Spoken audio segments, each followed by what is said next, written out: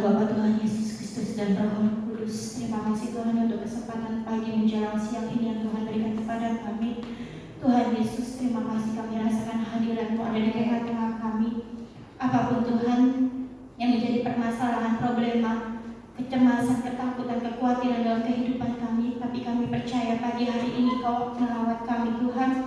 Engkau menyembuhkan kami Tuhan. Engkau mengurapi dan memberkati kehidupan kami Tuhan. Ketika kami datang dan ketika kami pulang tidak sama Tuhan. Kami menerima sukacita dan damai sejahtera dari-Mu. Kalau sebentar hamba akan memberitakan kebenaran firman-Mu, hamba lemah, hamba tidak berdaya Tuhan. Tetapi Tuhan pilih hamba, Tuhan Yesus, Engkau hadir di tempat ini Tuhan untuk menyampaikan kebenaran-Mu. Urapi hamba mulut lidah hamba untuk menyampaikan kebenaran firman-Mu. Biarlah Tuhan Yesus sendiri yang menyampaikan dan memberi kata-kata kepada kami. Kami buka Tuhan acara ini pertengahan sampai akhirnya Tuhan Yesus mengurapi kami. Hanya di dalam nama Tuhan Yesus kami siap mendengarkan firman-Mu. Haleluya. Amin. Silakan duduk Bapak Ibu. Sekali lagi saya siapa? Shalom. Wow, suaranya sampai kedengaran ya, banyak banget yang datang pagi hari ini. Seberapapun kita yang hadir, tapi Tuhan Yesus tahu hati kita, kerinduan kita rindu akan Tuhan. Terima kasih untuk suami saya yang sudah mau memberikan klarifikasi, karena banyak sekali rumor-rumor yang beredar di luar tentang hubungan kami berdua dan terutama tentang saya, reputasi saya, pekerjaan saya, pelayanan saya dan kehidupan saya. Tapi beliau benar-benar mendengarkan suara Tuhan, tidak mencelakai saya, tetapi Tuhan membela kami, Tuhan ada di depan kami, dan Tuhan menyatukan kami kembali. Memang beliau juga sudah mengenal saya sejak saya umur 18 tahun.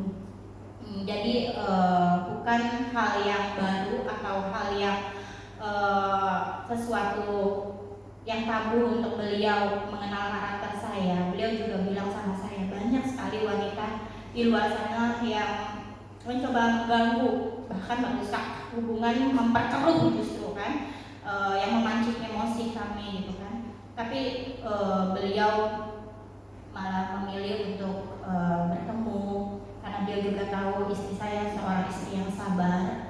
Meskipun 8 bulan kami terpisah, tapi saya terus selalu bilang, kamu jangan marah, kamu jangan emosi, sabar gitu kan. Dan apapun chat, apapun segala hujatan, hinaan, banyak sekali yang hina saya gitu, kata-kata kasar segala macam gitu kan.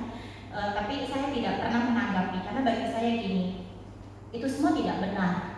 Kalau saya menanggapi berarti saya samanya gitu kan ya. Karena kenapa? Tuhan memilih kita, Tuhan sudah menetapkan kita di mana kita berada, ya kita harus jalani. Apalagi kita sebagai hamba Tuhan.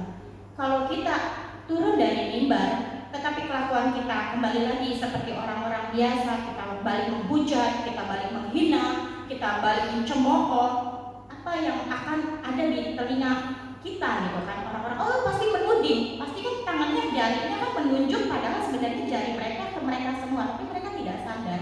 Apapun perbuatan kita, satu aja kali kita celah, pasti itu yang akan diingat orang gitu. Itu yang saya jaga, apalagi kan saya sudah bergabung dengan CMC gitu kan. Saya sangat menjaga rapat-rapat reputasi CMC. Kenapa?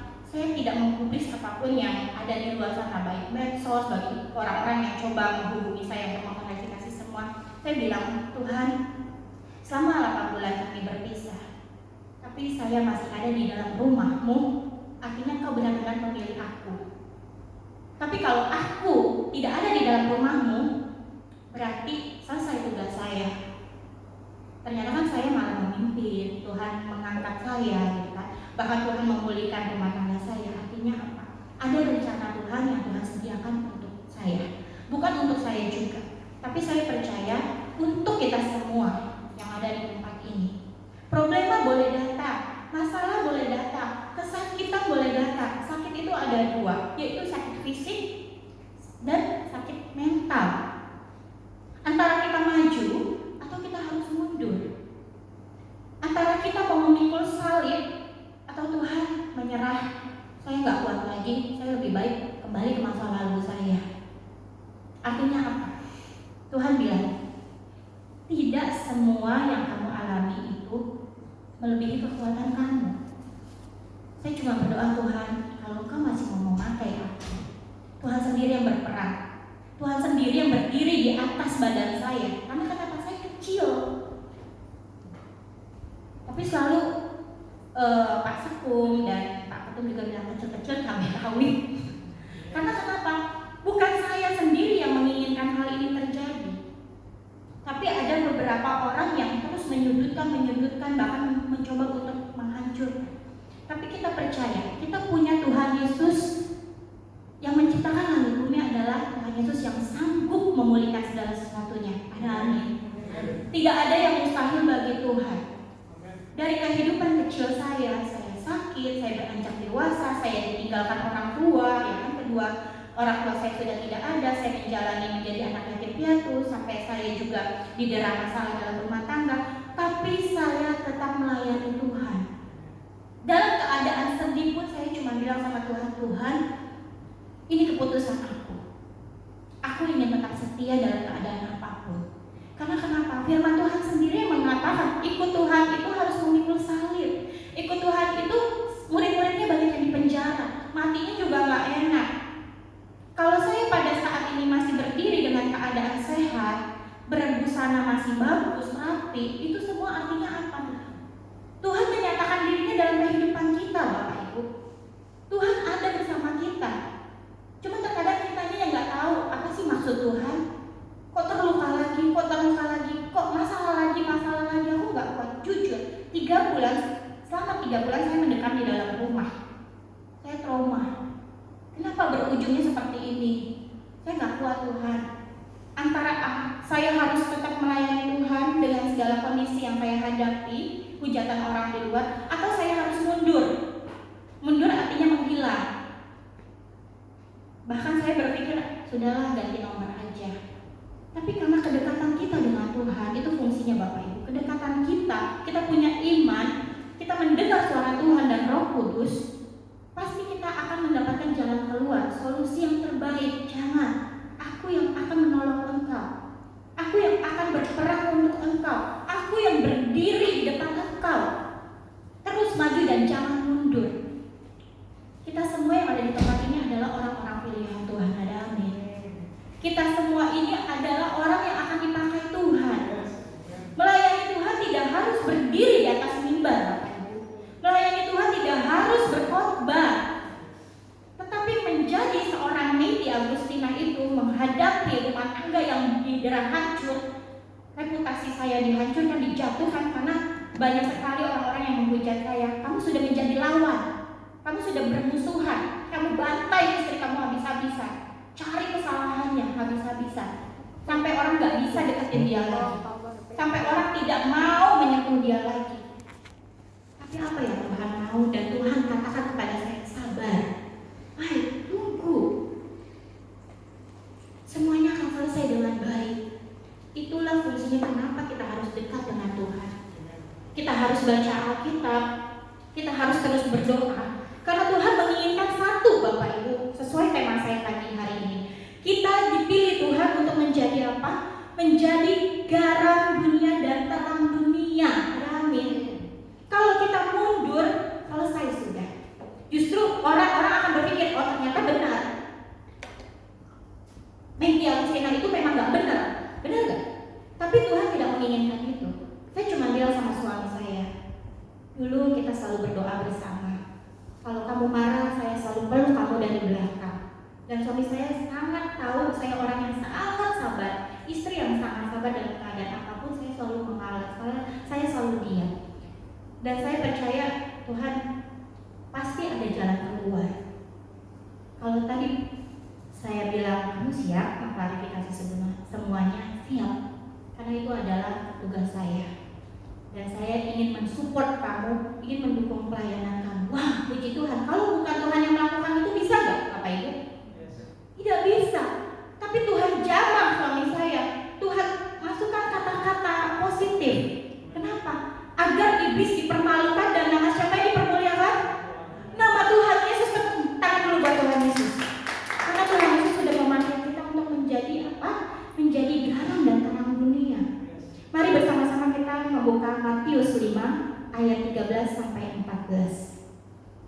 Matius 5 ayat 13 sampai 14, demikian bunyi firman Tuhan. Kamu adalah garam dunia. Jika garam itu menjadi tawar, dengan apa ia diasinkan? Tidak ada lagi gunanya selain apa? Dibuang dan diinjak orang. Ada amin. Bapak, Ibu, saudara-saudari yang terkasih dalam nama Tuhan Yesus. Tuhan Yesus berkata bahwa kita sudah dipilih untuk menjadi apa? Garam dunia. Garam dunia itu artinya apa sih? Garam dunia itu artinya adalah sesuatu yang dapat digunakan, sesuatu yang dapat dirasakan, sesuatu yang dapat berguna atau dipakai untuk semua orang. Satu contoh, garam. Kalau kita masak di dalam kehidupan kita sehari-hari, ini contoh saya ambil dari kehidupan sehari-hari. Masak, pasti pakai apa? Pasti pakai garam. Kalau tidak ada garam, rasanya apa? Hambar. Begitu juga dalam kehidupan kita. Kalau kita tidak memakai kehidupan kita untuk menjadi alat Tuhan, Tuhan sudah mau pilih kita. Tuhan sudah bilang, aku yang memilih kamu, bukan kamu yang memilih aku. Tapi kita maunya kita sendiri, kita menentang Tuhan. Jadinya apa? Jadi gak rencana Tuhan untuk kita. Batal semua, bukan? Tapi kalau kita masak, kita taburin bumbu-bumbu, ya kan, termasuk garam juga, rasanya apa? Rasanya pasti enak. Orang yang makan juga pasti apa? Enak. Oh, hoce kalau kata suami saya. Hoce enak gitu. Kenapa? Karena semuanya lengkap di dalamnya. Padahal cuma satu loh, garam. Tapi itu sangat berguna banget dan itu sangat berpengaruh sekali Bapak Ibu. Di dalam pelayanan kita juga, kalau kita tawar hati, apa yang akan terjadi dalam pelayanan kita? Mundur aja deh, apalagi lagi COVID-19 seperti ini, ya kan? Males Zoom, males live streaming, udahlah sambil masak aja. Tawar, hambar, hilang kedekatan kita dengan Tuhan Yesus, gak ada lagi. Bahkan untuk berdoa pun kita males, untuk membaca firman Tuhan pun males. Itu sudah hambar, gak berguna lagi selain apa? Diinjak, dibuang. Kata Tuhan bilang apa?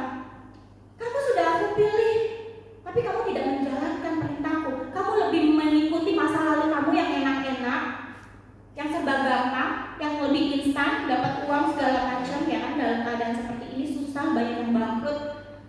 Tapi rupanya Tuhan menyatakan dalam kehidupan kita, kita tetap ikut Tuhan sampai saat ini, tetap terpelihara gak? Kita masih bisa makan gak? Kita masih bisa hidup gak? Bahkan kita masih bisa bertemu. Siapa yang nyangka? Walaupun berapa orang di tempat ini, tapi hati kita, pikiran kita tertuju kepada Tuhan. Tuhan Yesus hadir. Itu yang sudah saya alami dan juga saya percaya Bapak Ibu, Tuhan Yesus ada di tempat ini. Sesuatu yang terjadi dalam kehidupan kita, Tuhan Yesus tahu. Tetaplah menjadi garam dan terang dunia. Jangan tawar hatimu. Jangan pernah menyerah. Kenapa? Karena Tuhan sendiri yang akan melawan iblis. Kita gak mampu Bapak Ibu. Tapi firman Tuhan mengatakan, aku yang akan menolong kau dengan tangan kananku sendiri. Aku yang akan berdiri di depan engkau sendiri dengan gadahku sendiri. Dan itu saya sudah alami Bapak Ibu. Iblis semuanya dipermalukan dan dilempar api neraka, nama Tuhan Yesus dipermuliakan. Tepuk tangan dulu buat Tuhan Yesus. Yang kedua, arti garam dalam pelayanan atau hamba Tuhan. Jadi hamba Tuhan atau orang Kristen. Nah, ini dia. Sangat berpengaruh sekali kepada lingkungan kita berada. Kalau kita jadi contoh yang benar, orang Kristen baik-baik ya, ramah-ramah ya, layani Tuhan, tetap dalam keadaan apapun dia berpegang teguh kepada firman Tuhan, berdoa, tetap memuji Tuhan walaupun dia disakiti, ya kan, dia dalam keadaan susah. Semua mata memandang tanpa kita sadari. Nggak ada bedanya kita dengan selebriti. Cuma selebriti itu masuk di dalam televisi, ya kan? Semuanya tahu dari televisi. Tapi kalau kita semua mata, Ibu Medi jalan sama cowok, hancur nggak reputasi saya?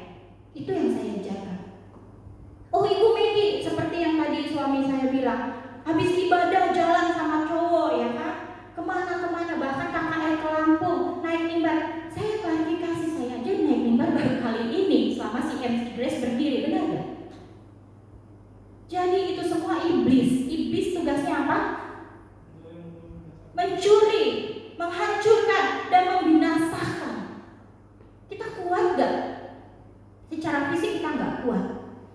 Tapi bagaimana kita menjadi orang yang tetap memuliakan nama Tuhan?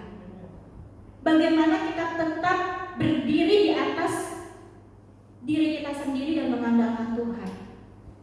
Pilihan cuma dua, yaitu kita tetap maju bersama Tuhan Yesus sampai kita menutup mata, atau kita mundur. Itu aja. Semua mata memandang, jari menunjuk ke kita. Semuanya ada yang berbicara positif, ada yang berbicara negatif. Tapi lebih banyak yang mana Bapak Ibu? Negatif. Lebih banyak yang negatif pastinya. Kenapa?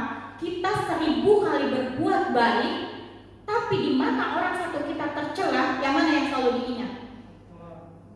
Yang tercela. Nggak ada lagi itu nama baik kita, hancur semuanya.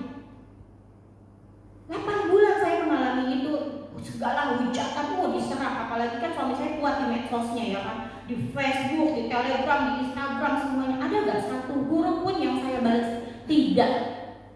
Saya cuma bilang, Tuhan Yesus berikan saya kesabaran, berikan saya ketenangan, berikan saya damai sejahtera. Kalau Tuhan masih mau pakai saya, Tuhan Yesus nyatakan kau ada bersama saya. Orang benar pasti dibela Tuhan, dan pasti Tuhan memberikan solusi yang terbaik. Kembalikan suami saya cuma berdoa seperti itu, dan Tuhan dengar. Jadi jangan pernah menyerah Bapak Ibu.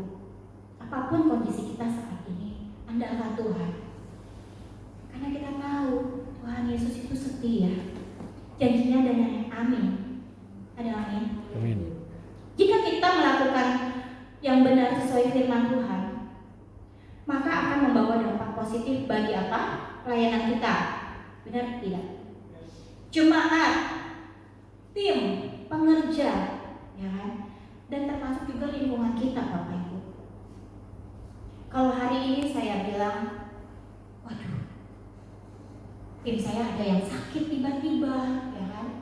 Jemaat-jemaat juga mereka bilang, aduh kejauhan Mei, di Tebet, nanti dia saya tunggu di Kelapa Gading atau di mana.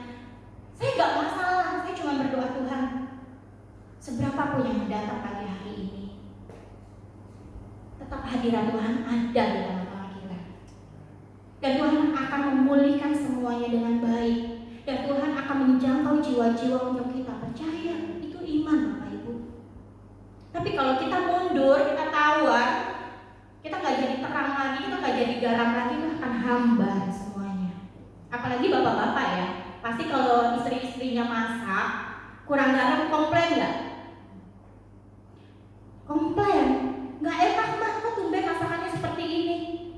Yang ada dia pergi apa? Meninggalkan meja makan, dia lebih baik beli di luar. Garam cuma setetes, tapi itu sangat berarti Bapak Ibu. Begitu juga kehidupan kita. Menjadi garam dan terang dunia itu sangat berarti bagi semua aspek kehidupan kita. Lingkungan kita, reputasi kita, nama baik kita, pelayanan kita.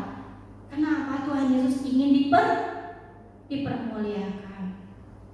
Apalagi sebagai hamba Tuhan. Nah ini hati-hati.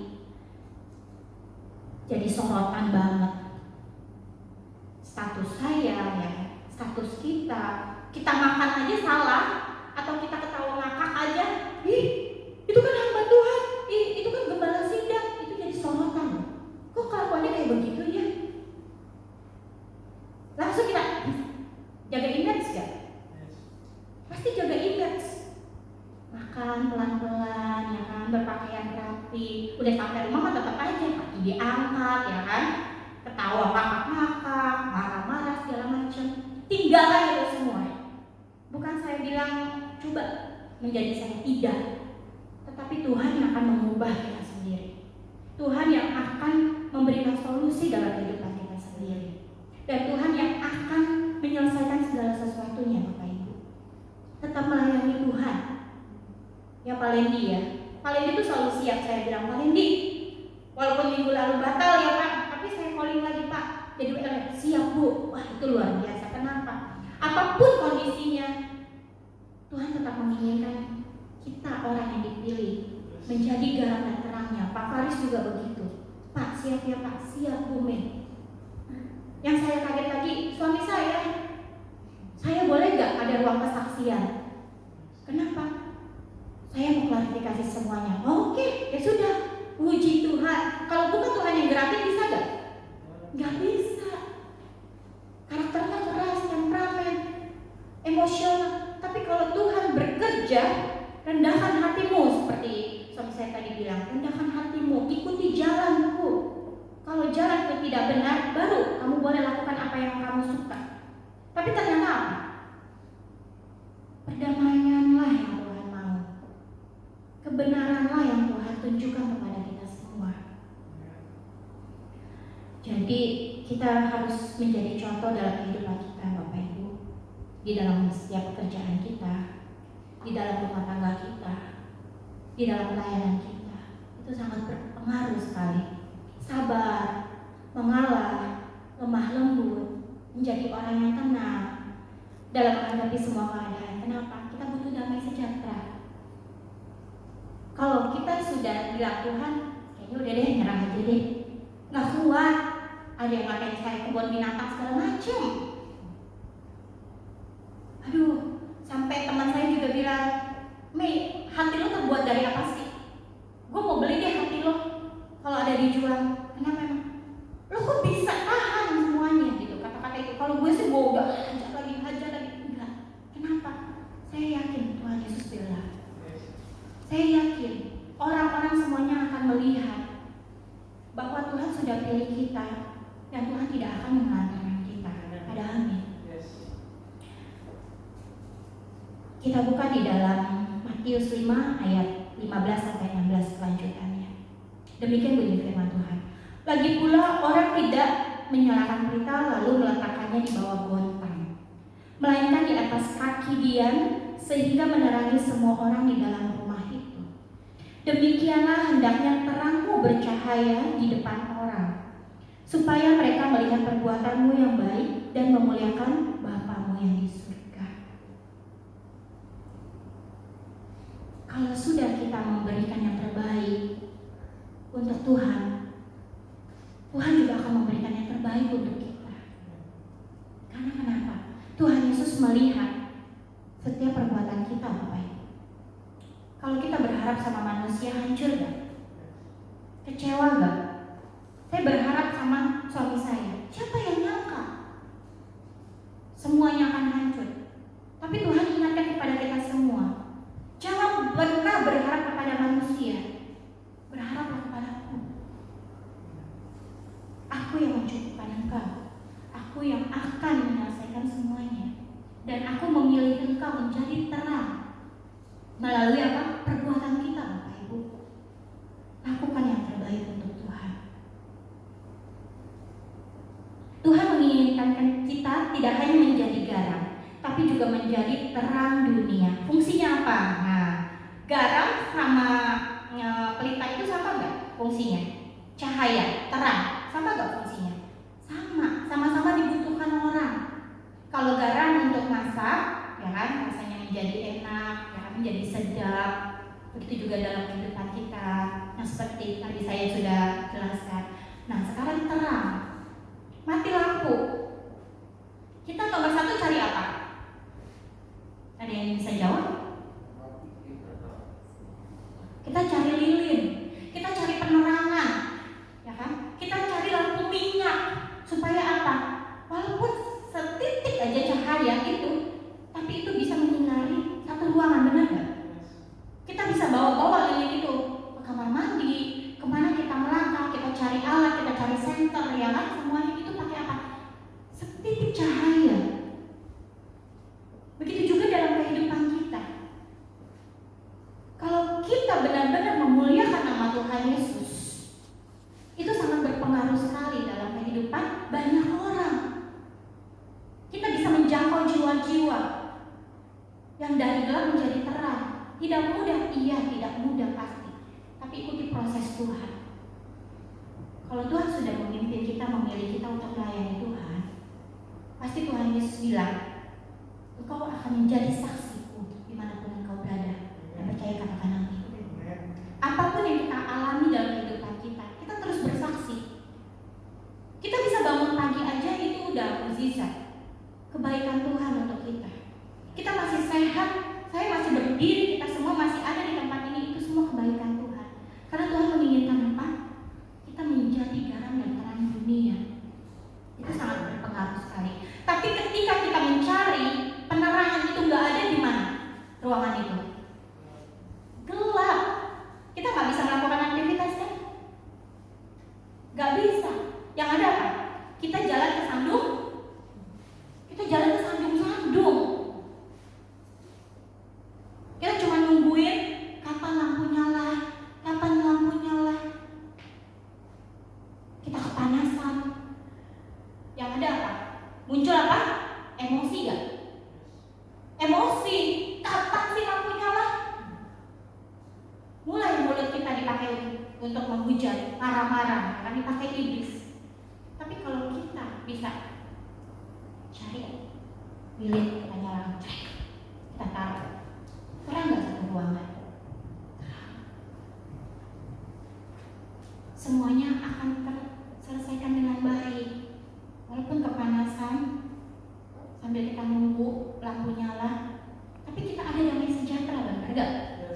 Karena ada lilin itu yang berdiri menerangi ruangan itu. Kita cuma bisa bilang, sabar ya nak, sebentar lagi pasti lampu nyala.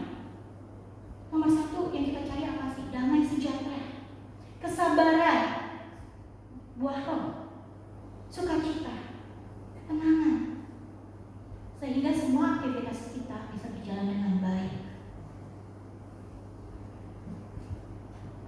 Kisah Rasul 13 ayat 47. Demikian bunyi firman Tuhan. Sebab inilah yang diperintahkan kepada kami. Aku telah menentukan engkau menjadi terang bagi bangsa-bangsa yang tidak mengenal Allah, supaya engkau membawa keselamatan sampai ke ujung bumi. Luar biasa. Firman Tuhan sendiri loh Bapak Ibu yang mengatakan seperti ini. Jadi dalam arti apa? Kalau Tuhan sudah memilih kita untuk menjadi alatnya, nggak ada satupun yang akan batal. Katakan amin. Dimanapun engkau berada, pasti kau akan menjadi terang, kau akan menjadi garam, dan kau akan menjadi saksi Tuhan. Kau akan menjangkau jiwa-jiwa.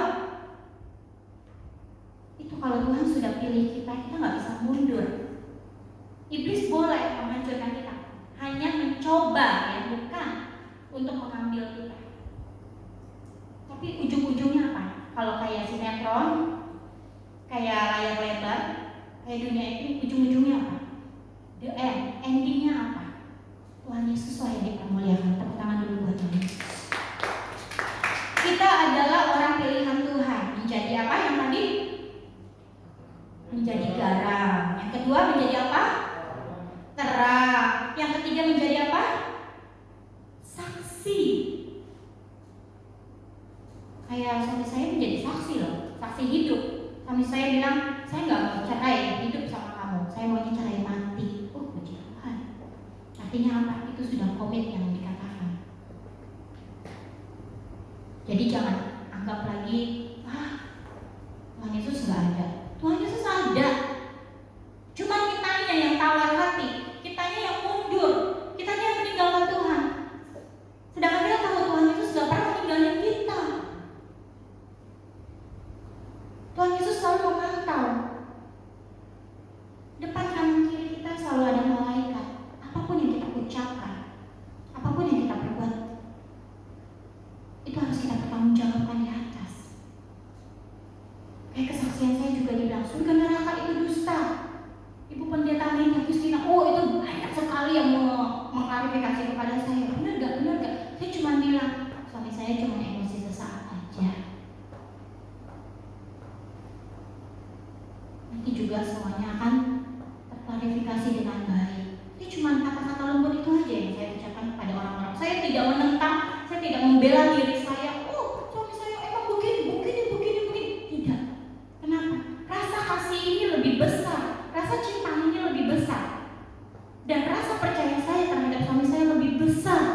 daripada suara-suara orang di luar.